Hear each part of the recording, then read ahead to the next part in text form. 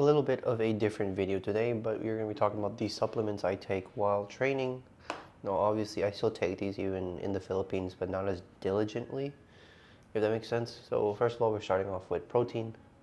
Most people are not intaking enough protein, especially if you're training all the time. This is 2 scoops, so about 40 grams. Vitamin D.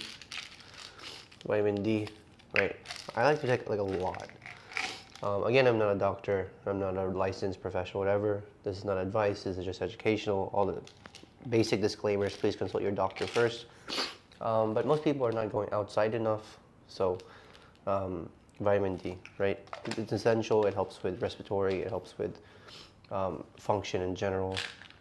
I take collagen for the joints and just overall preventative measures. I take fish oil. Fish oil, again, is something that the body needs, but we don't produce on our own, and we don't eat enough fish normally, so fish oil. Ashwagandha, for all the different benefits, neurotropic, recovery, stress, that kind of thing.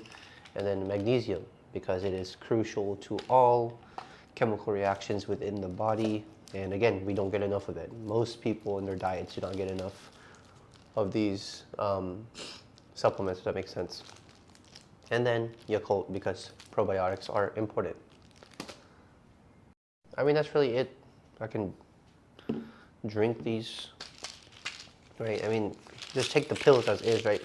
But yeah, I found over my time, especially when you're training, like, because our training schedule is like 6 days a week, right? So if your diet is not on point, you're gonna feel it. If your sleep's not on point, which ours isn't, honestly, I should be sleeping like another hour or so, but for some reason I'm not waking up at the alarm. I'm waking up before the alarm. Again, you're gonna feel it, right?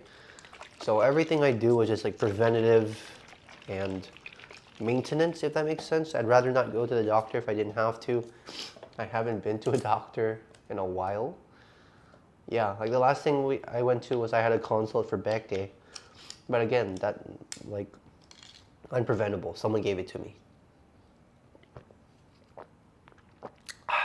So yeah, interesting kind of topic. I just like had my supplements out. I was going to take them in the morning, and I was like, why not make a video about it? So again, right, not a doctor, not a licensed professional. I take these on my own because I did my own research and I realized they helped me in my situation. But I know some people are curious about what supplements they should take.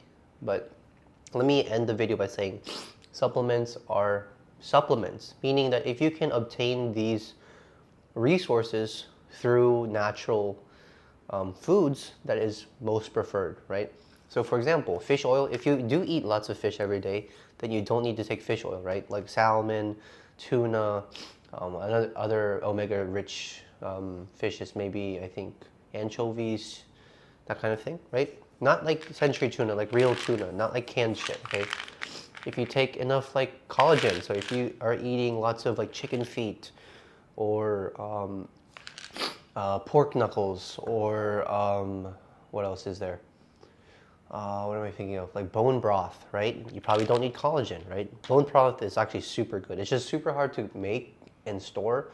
I would much rather be drinking bone broth, honestly, but it's so hard to find. Vitamin D, if you're outside all day, you probably don't need vitamin D, right? Magnesium, if you're eating like 6 eggs a day, you don't need magnesium, right? And ashwagandha, this one is probably the only one that you probably need to buy.